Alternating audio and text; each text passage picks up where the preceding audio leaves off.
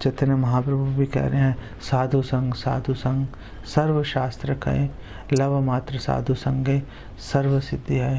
कि साधु संग सारे शास्त्र साधु संग की बात कर रहे हैं। नारद भक्ति सूत्र भी साधु संग की ही बात कर रहे हैं। आगे आने वाले कई सूत्र जो हैं आप देखेंगे साधु संग के ऊपर ही चर्चा किए जा रहे हैं, और आगे जाके हम इसके ऊपर और डिटेल में डिस्कशन करेंगे कि कैसे साधु संग कितना महत्वपूर्ण है और भक्त उसके बारे में क्या सोच रहे हैं, भगवान उसके बारे में क्या सोच रहे हैं, हमारे आचार्य उसके बारे में क्या कह रहे हैं। आगे और बहुत डिटेल इसके ऊपर डिस्कशन करेंगे। लव मात्र साधु संग, एक क्षण भी अगर साधु का संग कर लिया सर्व सिद्धि हो, सारी सिद्धियां प्राप्त हो जाएंगी। तो ये हमारे शास्त्रों का कथन भी है। और श्रील भक्तिविनोद ठाकुर ने बोला है कि एक वैष्णव कितना उन्नत है वो इस बात से पहचाना जाएगा कि उसने कितने लोगों को भक्त बनाया। ये एक वाक्य है। चैतन्य महाप्रभु कह रहे हैं, हमारा आज्ञा है गुरु है तार है देश, मेरी आज्ञा है कि तुम गुरु बन के इस संसार का उद्धार कर दो। लेकिन भक्ति सिद्धांत सरस्वती ठाकुर कह रहे हैं कि अगर मैं अपने जीवन में एक भी शुद्ध भक्त बना पाया तो मैं सोचूंगा मेरा जीवन सफल हो गया।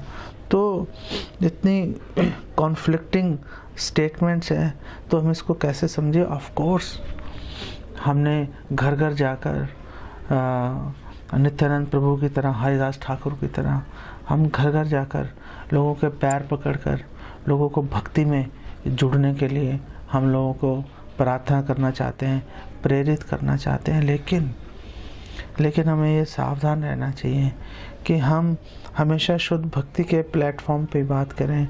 हम ये योगाभ्यास या सामाजिक कल्याण का नाम लेकर हम लोगों को अपनी ओर आकर्षित करने की कोशिश नहीं करें। हम लाखों करोड़ों भक्त बनाना चाहते हैं, लेकिन हम ऐसे लाखों करोड़ों भक्त नहीं बनाना चाहते जिनको मिसकंसेप्शंस हैं, जो अपने हृदय में जब इस्कॉन से जुड़ रहे हैं तो एक कुधारणा लेके जुड़ रहे हैं कि अच्छा इस्कॉन एक सामाजिक कल्याण कर रहा है, वो लोगों को, गरीबों को खाना बांट रहा है, तो चलो हम भी इसमें जाकर सहयोग करते हैं। ऐसे भक्त हमें नहीं चाहिए, ऐसे लोग हमें नहीं चाहिए जो कि 16 माला करें और सामाजिक कल्याण के बारे में बात करें बॉडीली प्लेटफॉर्म पर। हम बॉडीली प्लेटफॉर्म पे बात नहीं करना चाहते हैं। हम ये जो इनडायरेक्ट प्रीचिंग है हम उससे परहेज करके बिल्कुल स्पष्ट लोगों को बोलना चाहते हैं कि कृष्ण भगवान है, हम कृष्ण के दास हैं, हमारा कर्तव्य है कि हम कृष्ण की सेवा करें। और कृष्ण की सेवा करने से हमें क्या प्राप्त होगा, हमें कृष्ण की और अधिक सेवा करने के अवसर हमें उपलब्ध हो जाएंगे। इस प्लेटफॉर्म पे लाकर हम पूर्ववर्ती आचार्यों की दया पर आश्रित रहकर, चैतन्य महाप्रभु नित्यानंद प्रभु की दया पर आश्रित रहकर अगर हम प्रचार करेंगे तो क्यों सफलता नहीं मिलेंगी। प्रभुपाद को सफलता मिली, भक्ति सिद्धांत सरस्वती ठाकुर को सफलता मिली, हमारे पूर्ववर्ती सभी आचार्य, कोई भी इनडायरेक्ट प्रीचिंग की बात नहीं कर रहा, सब डायरेक्ट प्रीचिंग की बात कर रहे हैं। कोई मोटिवेशनल लेक्चर्स हमारे आचार्यों ने नहीं दिए। हमारे सभी आचार्य बात कर रहे थे कि हम शरीर नहीं आत्मा है, और आत्मा के स्तर पर हमारे क्या कार्य होने चाहिए उस कार्यों के ऊपर बात करते हैं। ऐसा नहीं है कि हम वैष्णव की वेशभूषा डालकर हम लोगों को दिग्भ्रमित कर दें, लोगों को मिसगाइड कर दें। तो बजाय भगवान की इस मिशन की सेवा करने के हम पाप के भागी बन जाएं और लोगों को गलत दिशा में हम ले जाएं। अंधा यथा अंधा रूप नहीं माना कि हमें ये करने से सफलता मिल रही है, चलो यही करना शुरू कर देते हैं। अरे हमें सफलता आपके हाथ में नहीं है भाई। सफलता मिलेगी भगवान की दया से, सफलता मिलेगी प्रभुपाद पूर्ववर्ती आचार्यों की कृपा से। आपका काम है प्रयास करना। आप सफलता के लिए लालायित नहीं हो सकते, और सफलता के लिए आपको किसी भी तरह का कॉम्प्रोमाइज़ नहीं करना चाहिए। ये बात ध्यान रखेंगे, उसके बाद अगर हम भक्त अगर जुड़ते हैं, बनते हैं, तो अच्छी बात है।